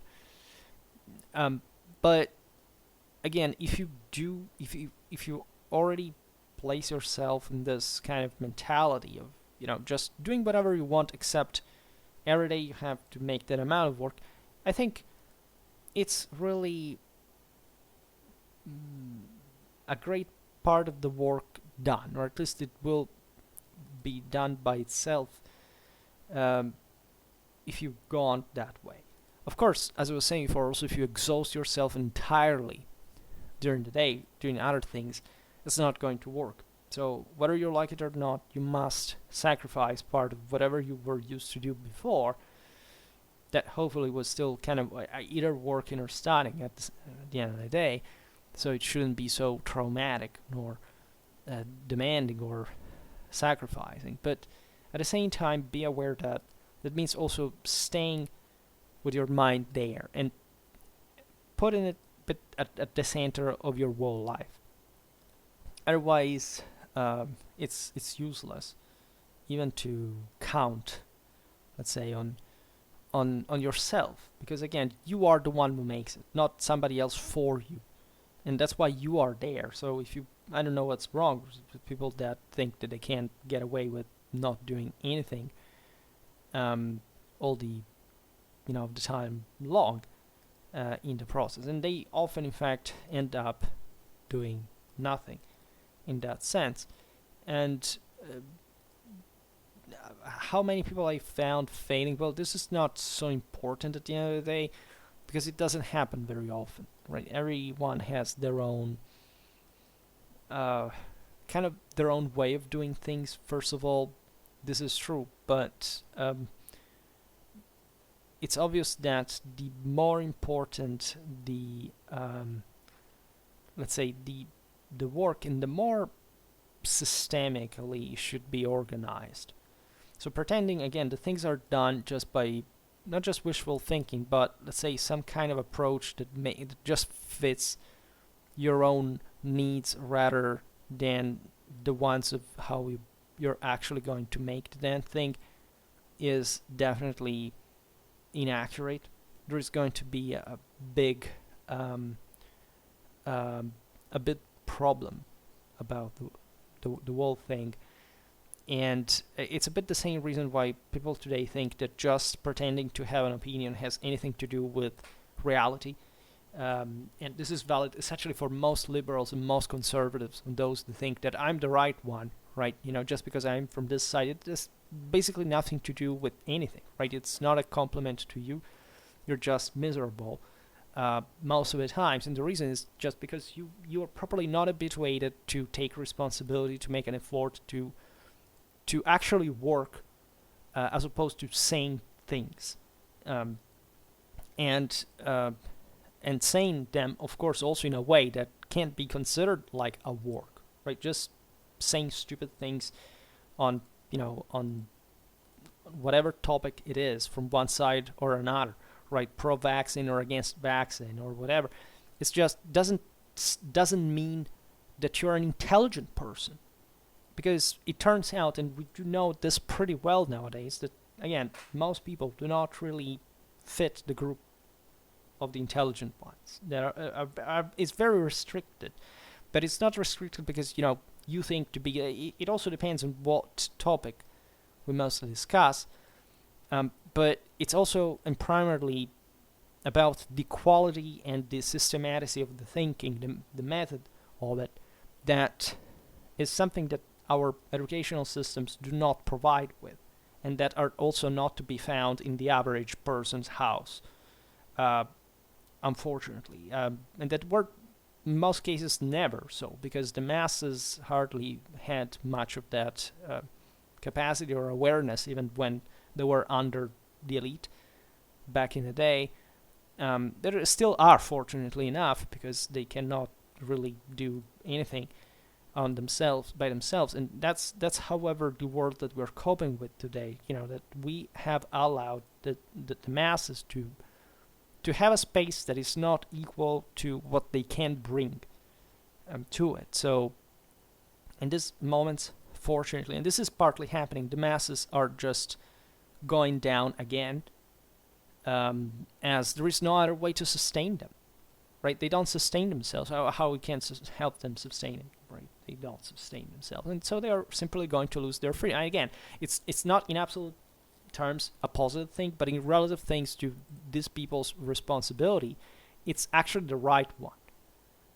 Because if you don't coerce them, you can and oppress them and properly give them a reason to do anything, they will not be able but to provide cheap labor that will be rightfully exploited by those who are instead in charge because they have earned that place in the first place. I know that you love my sadistic kind of commentaries on this subject because it's really what it gets down to. Like whatever you turn today, what you'll see is a bunch of sheep shouting in choir, either from one side or the other. Again, there is, by average, absolutely no pride of any form traceable about being either, again, a liberal or conservative nowadays.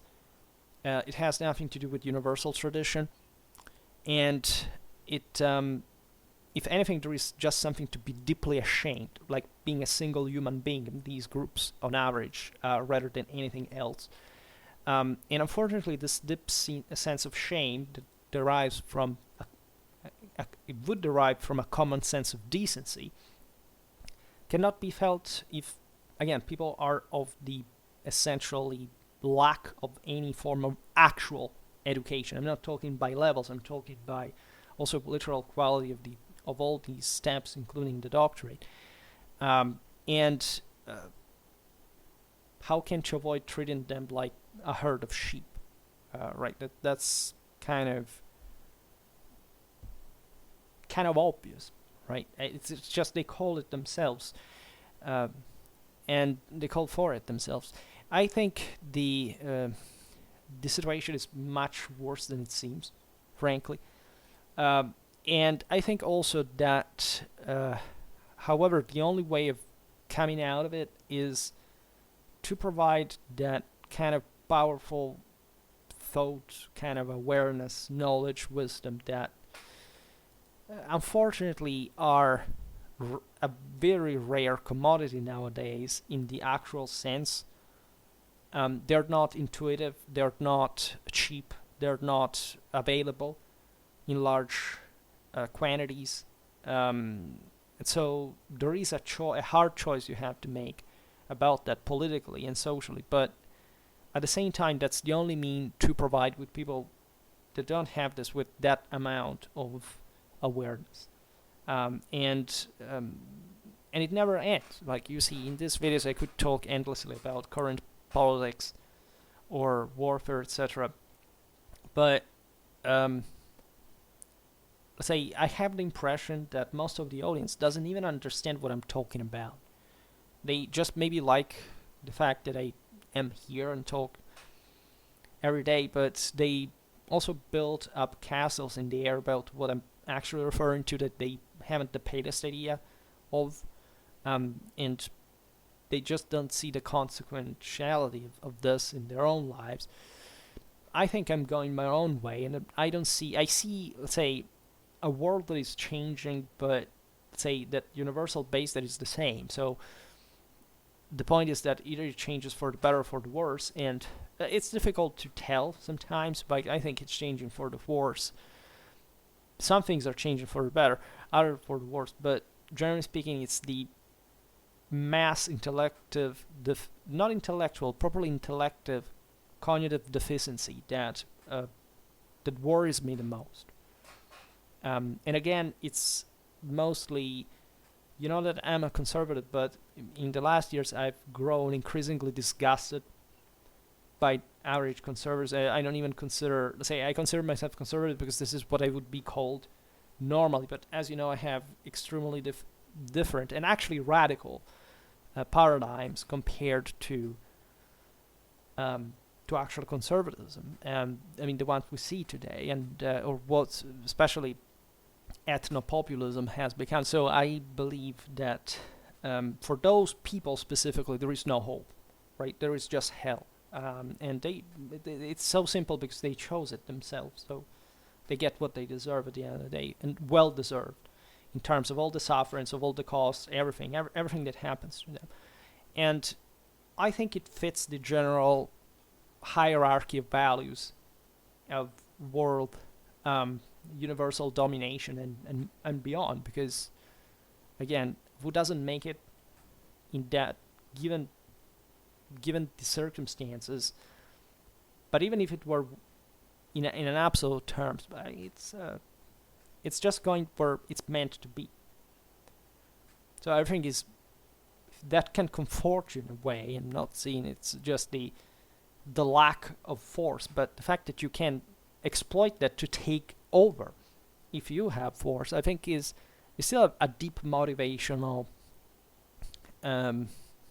tool, and in fact power that you can provide yourself with. So this has nothing properly to do with the fact that I'm discussing about my own research or whatever I did or didn't, right? We are all part of this, for better, for worse. So we are all fallen, and we all pay our share. What I'm just saying is that, yes, on average, the things that you learn through an experience like the one I described makes you feel why certain knowledge is necessary, and why without it there is not much you can do to pretend that the things are okay, because ipso facto they are not okay. And hopefully the only way again to resolve this is to accept the hierarchical order of nature, and so agreeing that everything would be well if things were well, but if they're not, well, at least you have to make the responsible pay for it. In any case, we will update this this topic at some point, and for now I stop it here. I just hope that you enjoyed this video. If you did, please share it. Otherwise, leave a like or subscribe to my channel if you're interested in my upcoming content. And for now, I thank you heartily for listening to me. I wish you a nice time, and see you next time. Bye.